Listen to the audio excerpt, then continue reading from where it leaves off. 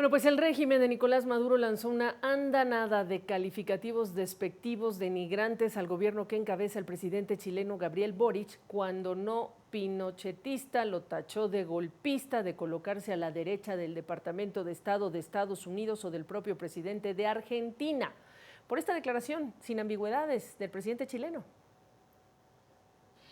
No tengo dudas de que el régimen de Maduro ha intentado cometer un fraude, si no hubiesen mostrado las famosas actas. ¿Por qué no lo han hecho? Si hubiesen ganado claramente, hubiesen mostrado las actas. Además, están cometiendo graves violaciones a los derechos humanos, reprimiendo a la gente que se está manifestando y además iniciando persecuciones penales que son irrisorias y que no serían aceptables en nuestro país ni en ningún otro país democrático contra liderazgos de la oposición. Y esto lo digo independiente de la posición política que uno tenga respecto a la oposición. Pero quiero ser claro, Chile no reconoce el triunfo autoproclamado de Maduro. No confiamos además en la independencia ni en la imparcialidad de las actuales instituciones en Venezuela, por lo que hemos planteado como país que no validaremos resultados que no hayan sido verificados por organismos internacionales independientes del régimen. El presidente chileno dijo que no responderá a los ataques en su contra lanzados por Maduro y algunos de sus funcionarios. Justificó su postura en estos términos.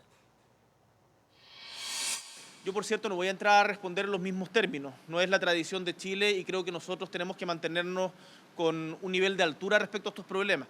En especial, pensando en los cientos de miles de venezolanos que hoy día están dispersos por América Latina y en particular en nuestro país, en Chile. Y esto lo he dicho en ocasiones anteriores, cuando veo la cara de personas de esfuerzo, de personas de trabajo, que están desesperadas porque tuvieron que salir de su país en condiciones tremendamente precarias, no puedo sino comprender y condenar lo que ha estado realizando de un tiempo a esta parte el régimen de Nicolás Maduro. Bueno, pues este es el pronunciamiento del presidente chileno de este día, pero horas antes la Cámara de Diputados de Chile abordó el proceso electoral de Venezuela en una sesión especial y según la propia Cámara se aprobaron 9 resoluciones, en su mayoría coincidían en llamar al presidente a reconocer el triunfo del candidato opositor Edmundo González.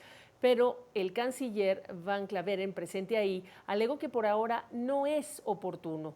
Todo esto mientras el presidente de Brasil, Luis Ignacio Lula da Silva, visitaba Chile. Esto ocurría en el Congreso. Hoy ya no está Lula en Chile y el presidente Boric entregó el posicionamiento claro que ustedes acaban de escuchar. Para algunos, la ausencia de un mensaje conjunto sobre Venezuela, me refiero a Lula da Silva y Gabriel Boric hace unas horas, pues habría representado un fracaso, pero otros piensan que este fue un ejercicio de prudencia para no interferir en las negociaciones que están llevando a cabo México, Brasil y Colombia con Venezuela, y que por cierto está apoyando a Estados Unidos. Ya me acompaña desde Santiago la abogada internacionalista Paz Zárate. Ella es investigadora senior del Centro de Relaciones Internacionales Athena Lab. Qué gusto saludarte.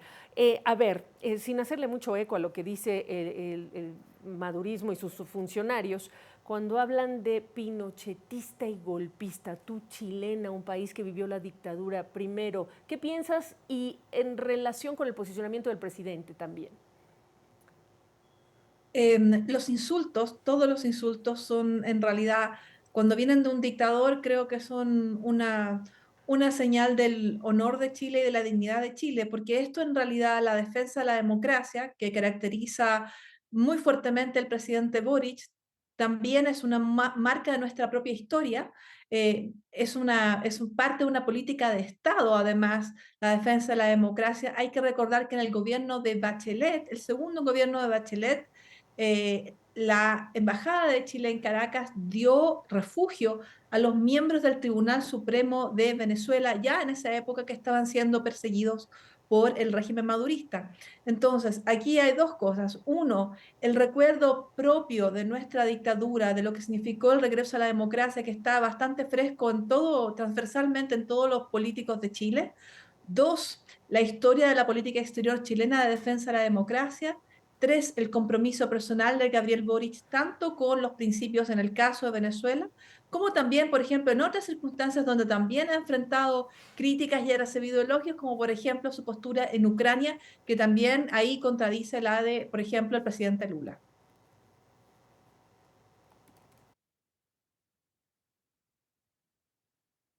Difícil el equilibrio que tiene que hacer Boric, pero hay otros que piensan, no, lo que está sucediendo en Venezuela es tan blanco y negro que lo que dijo no sobra ni falta ninguna palabra. ¿Cómo diferencias la postura de Lula? ¿Cómo diferencias la postura de Boric? Más allá de lo que se entiende como prudencia en el contexto de esa negociación. Bueno, personalmente tengo que decirlo, yo no creo que la negociación conduzca a un fin, porque la misma dictadura venezolana, prisioneros de la dictadura, ha dicho que ellos no van a entregar el poder. Son circunstancias que no garantizan, no dan ninguna fe de que eso vaya a producirse. Y por lo demás, el presidente Lula ha intentado jugar un rol, por ejemplo, de mediador también en Ucrania y eso también ha fracasado.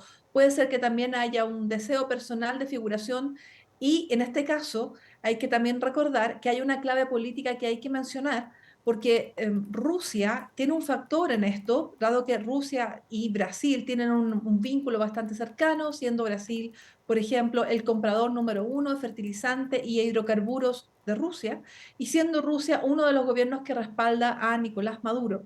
Entonces, uno puede entender un poquito cómo se manifiesta esta lógica y el hecho que el mismo presidente Lula haya defendido de forma férrea a Maduro ante, por ejemplo, sus pares en el contexto latinoamericano, diciendo que es víctima de una narrativa que es injusta, y el presidente Boric ya en una cumbre anterior contradiciéndolo, diciéndole que el problema de los derechos humanos, con el cual obviamente él se siente muy identificado, no es un problema narrativo. Es decir, la verdad es que las dos posturas obedecen, yo creo, hay una clave geopolítica importante que en ese caso marca a Brasil, y en el caso de Boric es una persona que está libre de complejos, de historias antiguas, es una generación joven y ciertamente jugada por sus principios, aun cuando la clave doctrinaria podría llevarlo a otra cosa. Yo creo que Boric merece mucho mérito, que sus elogios son merecidos por jugársela por sus principios. En este caso, también en el caso de Ucrania y también hay que mencionarlo en el conflicto de Medio Oriente.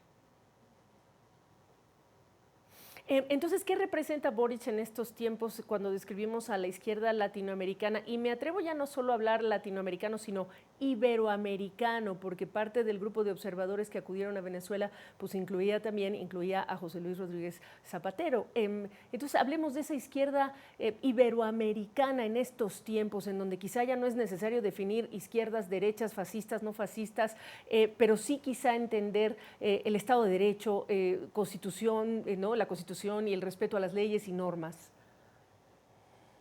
Bueno, Gaby, en relaciones internacionales el eje hoy realmente no es derecha-izquierda, es democracia-dictadura. Y por lo tanto, por eso es que el presidente hace una referencia a que en realidad no importa de qué signo sea la oposición, pero los estándares democráticos tienen que ser respetados y eso no está ocurriendo en Venezuela hace bastante tiempo. Y por lo demás, Chile, como ya te dije, tuvo un rol en la protección de los miembros del Tribunal Supremo de Venezuela. De hecho, hoy en Venezuela existen dos tribunales supremos, uno que está totalmente controlado por el régimen y otro que funciona en el exilio, y algunos de esos jueces viven en Chile.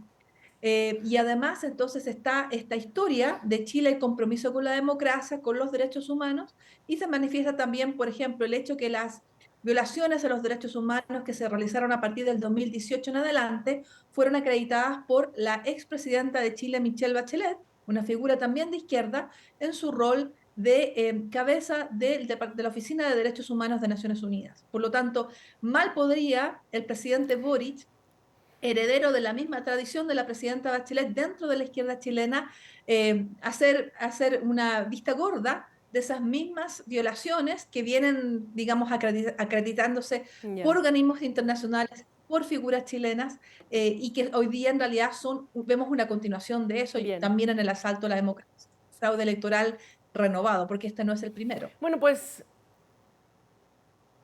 claro, clarísimo, muy, muy claro. Te agradezco la oportunidad de esta perspectiva, Paz, como siempre un gusto.